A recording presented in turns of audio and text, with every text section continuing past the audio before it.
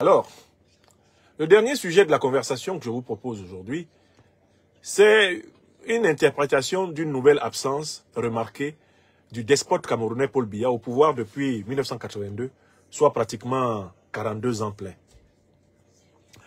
Un homme qui n'a jamais été régulièrement élu à la tête du Cameroun et qui, en 1961, a été imposé à l'intérieur de l'élite politique camerounaise par les grands colons français, dont notamment un certain docteur Louis-Paul Ojula.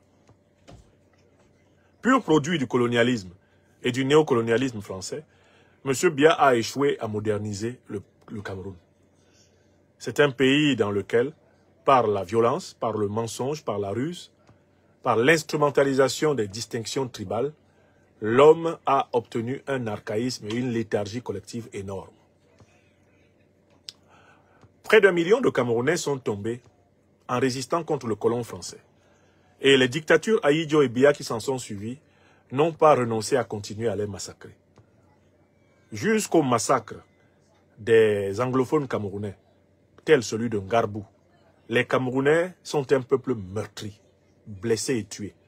Le pays est rempli de cadavres qui n'ont jamais été enterrés. Au Cameroun se promènent des fantômes dans toutes les villes, dans toutes les forêts, dans toutes les campagnes, dans tous les fleuves. Les fantômes de ceux qui moururent sans sépulture. Si le Cameroun est aujourd'hui un pays fou, parce que c'est un pays qui n'a pas honoré ses héros. Et celui qui n'a pas honoré son père et sa mère ne peut pas grandir dans la vie. C'est une loi de la tradition. Un peuple qui n'a pas honoré ses véritables héros, un peuple qui ne s'est pas incliné sur la tombe de ceux qui se bâtirent pour qu'ils soient dignes, souverains et prospères, un tel peuple ne peut que demeurer malade. Mon pays natal, le Cameroun, est un pays malade. C'est un pays malade. Il n'y a aucun doute. Mais, dans cette maladie de ce pays, la méchanceté exceptionnelle que Paul Biya aura manifestée au peuple camerounais est telle que, alors même que, du fait de l'âge notamment, il était devenu incapable ne serait-ce que d'administrer le pays, l'homme n'a jamais cessé de s'accrocher par toutes sortes de subterfuges au pouvoir. Et l'une des méthodes qu'il a utilisées depuis qu'il est au pouvoir, Paul Biya, pour s'accrocher, tel un saprofite, eh bien, à la tête de cet État moribond, issu de la cuisse du colonialisme français, l'une des méthodes qu'il a utilisées, c'est l'instrumentalisation de l'absence. Incapable de s'affirmer par ses soi-disant grandes réalisations, grandes ambitions ou quoi que ce soit, l'homme de temps en temps théâtralise ses disparitions. Il disparaît dans 2 buts. Premier but, exciter des volontés de lui succéder dans son camp, afin d'identifier ceux de ses rivaux internes qu'il doit éliminer. Il disparaît dans un second but, provoquer une inquiétude dans la population d'esclaves que notre pays natal est devenu. Car son absence, elle-même angoisse ses victimes. Au point que des Camerounais sont obligés de tenir certaines cérémonies avec la photo de Paul Biya. Certains en viennent à être rassurés par la simple présence de sa photo. On a parlé d'une photocratie, d'une photolatrie. Rendez-vous compte que dans mon pays natal, on a organisé des cérémonies officielles où la photo du chef d'État national a inauguré des monuments, inauguré des cérémonies. La photo. La cérémonie est placée sous le haut parrainage, bien sûr, de son Excellence, M. Paul Biya. Mais ce n'est pas tout. On prend sa photo, on installe ça dans une chaise. Au moment d'engager la cérémonie, on prend sa photo et on avance avec la photo vers le lieu sacré de la cérémonie. Et ainsi, on dit que c'est lui qui a inauguré le lieu, alors que le type n'est pas là. Bien souvent, il est assis en Suisse, en train d'essayer de récupérer des forces. Vu son âge très avancé, il est né en 1933, il a maintenant 91 ans. Bon. Cette fois-ci, l'homme semblait avoir retrouvé un regain incroyable d'énergie. Non pas pour rencontrer les Camerounais dont il n'a rien à faire, mais au moins pour figurer dans un certain nombre d'occasions internationales, comme quelqu'un qui serait vivant. Il avait commencé un tour du monde incroyable. Le peuple camerounais, apitoyé et choqué, comme tous les Africains qui en ont marre des dictateurs, regardait M. Biya avec ses petits pas de pseudopode, dus à son âge avancé. Essayait de participer à toutes sortes de cérémonies incongrues. Commémoration du débarquement de Provence, il s'amène. On s'en va à Washington pour essayer de parler dans tel endroit, il s'amène. Les Camerounaises et les Camerounais et les observateurs s'étonnait et se demandait quel genre de comprimé on doit donner à un homme de cet âge-là pour qu'il soit ne serait-ce que capable de tenir 2 heures de temps. Et même parfois de tenir un peu debout pour lire un discours chevrotant. L'homme a tellement fait des efforts ces derniers temps que pendant 3 mois, 3 à 4 mois, il a dû apparaître au moins 3 fois en public. Ce qui n'est pas son habitude, il disparaît parfois pendant 6 mois. Laissant les Camerounais imaginer sa présence, fabriquer sa présence sur la base du néant de son absence. Voilà que l'homme avait donc entrepris un périple incroyable. Il devait aller à New York, il devait aller en Suisse. Il était venu déjà lire un discours de débarquement en province, plein de demi-vérités et de gros mensonges, devant le président français. Et là, la grand-messe de la France-Afrique, à savoir la rencontre, eh bien, les rencontres des chefs d'État de la francophonie, il avait prévu d'y participer, et là, patatras. Le satrape est invisible. Les supputations vont bon train. Va-t-on recommencer à dire qu'il est mort? Certains disent qu'il est dans le coma, d'autres disent qu'il est malade, d'autres disent qu'il est tout simplement fatigué. Alors, je voudrais ici donner aux Camerounais 3 pistes sur la situation de M. Biya. D'abord, les Camerounais doivent arrêter de chercher à savoir s'il est vivant ou s'il est mort. Parce que mort ou vivant, il y a longtemps qu'il ne gouverne plus vraiment le Cameroun. D'abord, le Cameroun a toujours été télécommandé par des puissances étrangères qui nous ont imposé Ahidjo puis Biya. Ça, c'est un fait. Mais de deux, depuis qu'il a perdu une bonne partie de ses capacités physiques et mentales, le type, en fait, il sert de prétexte pour que la minorité qui le noyote et qui le contrôle physiquement gouverne le pays.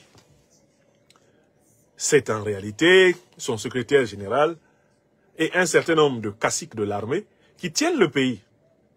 C'est pour ça que j'ai dit aux Camerounaises et aux Camerounais que le gré à gré a déjà eu lieu. C'est-à-dire que le pays, de facto, est déjà géré par les successeurs de M. Biya.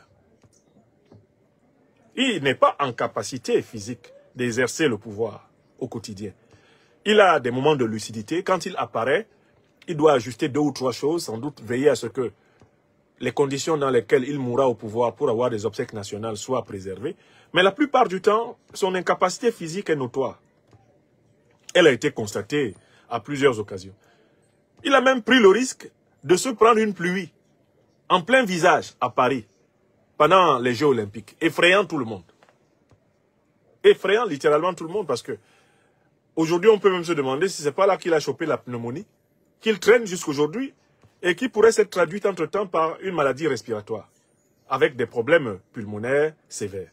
Qu'est-ce qu'un homme de 91 ans pouvait faire dehors sous la pluie pendant les Jeux Olympiques en France, avec un sachet plastique sur le visage? Son épouse, mouillée complètement, telle une poule sous l'orage, ne pouvait-elle pas imaginer qu'un homme de cet âge-là, on ne l'amène pas sous la pluie, qui plus est la pluie glaciale d'Europe, la pluie à grelon d'Europe? Comment on peut amener un type comme ça sous cette pluie? Bon, alors il a voulu faire preuve d'esprit sacrificiel, alors qu'on ne le voit jamais quand il y a des catastrophes graves, naturelles qui frappent les Camerounais, les inondations, il ne vient pas. Il est venu se faire inonder à Paris. Et là, les Camerounais sont à nouveau repartis dans les délires sur « Ah, il est peut-être mort. Ah, je commence par dire aux Camerounais, éliminons la première hypothèse. Que M. Biya soit vivant, qu'il soit dans le coma ou qu'il soit mort. Éliminons la première hypothèse. Pourquoi? Parce que, en fait, son incapacité de gouverner est établie depuis longtemps. Donc, on a un deuxième problème. C'est la question de savoir si le peuple camerounais est prêt à éviter la confiscation du pouvoir par l'une des ailes rivales de la succession de M. Biya. Parce que la succession de M. Biya est au centre d'une rivalité entre certains qui estimeraient que ça se fasse à la manière gabonaise, pour Ali Bongo, ou togolaise pour Faure Gnassingbé, que ça se fasse éventuellement à la manière équato-guinéenne, comme ça se prépare pour Théodorine Obiang, que ça se passe à la manière des Déby, au Tchad. Il y a donc un groupe qui travaille en ce sens, et puis il y a un autre groupe qui s'y oppose. La grande question est la suivante. Les Camerounais sont-ils prêts à contrecarrer les deux groupes qui vont s'affronter, qui ont commencé à s'affronter, y compris à travers les affaires de la FECAFOOT, que vous voyez. Cette histoire de la FECAFOOT n'est en réalité qu'une dérivée de la grande bataille successorale centrale des deux ailes du régime. Et un certain nombre de nouveaux opposants que vous voyez sur les réseaux sociaux, que vous voyez partout là dans le monde appartiennent à l'une ou l'autre des deux ailes. Ils agitent la toile en attendant le moment décisif pour leur camp. On peut compter au moins deux grands blocs. Le bloc des pro-succession par la ligne de Franck Biya et les blocs de ceux qui sont opposés. Donc ça, c'est la deuxième chose. Il faut se demander si le peuple camerounais est prêt à empêcher la continuation de ce régime, la continuation officielle. Parce que ce régime, officieusement, est en train de continuer. Nous sommes déjà en transition. M. Biya n'est pas en capacité de gouverner depuis plusieurs années. Tous les Camerounais le savent. Et il ne sert à rien de passer son temps à savoir s'il est mort, s'il est dans le coma ou s'il est vivant. Les trois états possibles de M. Biya, ces trois états équivalent dans tous les cas à la vacance de facto de l'exercice du pouvoir de chef de l'État dans ce pays. Il ne l'exerce plus pleinement depuis longtemps. La carence de ses capacités à exercer ce pouvoir est incontestable. Alors, donc, il faut aller à une troisième hypothèse. Que va faire l'armée camerounaise? À mon avis, l'armée camerounaise va être confrontée au même problème que les Camerounais et que les deux ailes successorales. L'armée camerounaise va se ranger derrière l'une des ailes successorales et favoriser la prise du pouvoir par un civil. Je ne connais pas un tel schéma. Dans toutes les périodes de transition, les armées finissent par prendre le pouvoir elles-mêmes. Donc, on peut prévoir, c'est incontestable, on peut prévoir que dans les prochains mois, des soldats au Cameroun vont prendre le pouvoir. La question c'est, sera-ce ou seront-ce, est-ce que ce seront des soldats patriotes révolutionnaires déterminés à renouer avec la véritable histoire de ce pays, celle de sa quête de souveraineté, qui a été stoppée avec le génocide d'1 million de Camerounais par l'armée coloniale française et ses supplétifs africains, et le dépeçage du mouvement de l'Union des populations du Cameroun. Est-ce qu'il y a une aile révolutionnaire, patriotique, panafricaniste de l'armée qui, elle, prendrait le pouvoir pour reprendre le chemin vers la souveraineté et la prospérité collective? Ou sera-ce plutôt une aile réactionnaire, oligingémaïenne, une aile de style débiste, une aile france-africaine de l'armée? Parce qu'elle, elle est en train d'être préparée. Qui prendra le pouvoir? Alors, dans l'un ou dans l'autre des cas, le peuple camerounais a la responsabilité, que ce soit une équation de succession civile truquée, comme elle se prépare, ou une équation de succession militaire pro-néocoloniale ou anti-néocoloniale, le peuple camerounais, dans tous les cas, va devoir prendre ses responsabilités. Il va falloir dire à ces gens, par une mobilisation par millions à travers le pays, qu'il faut rendre le pays à son peuple. Que ce soit le schéma de la succession interne, ou que ce soit le schéma de la succession militaire néocoloniale, ou le schéma de la succession militaire révolutionnaire, rien ne pourra marcher au Cameroun tant que le peuple camerounais ne sera pas au cœur de l'action. Alors, il est important que ce peuple-là donne progressivement à ses filles et à ses fils les plus dignes la télécommande de l'action historique.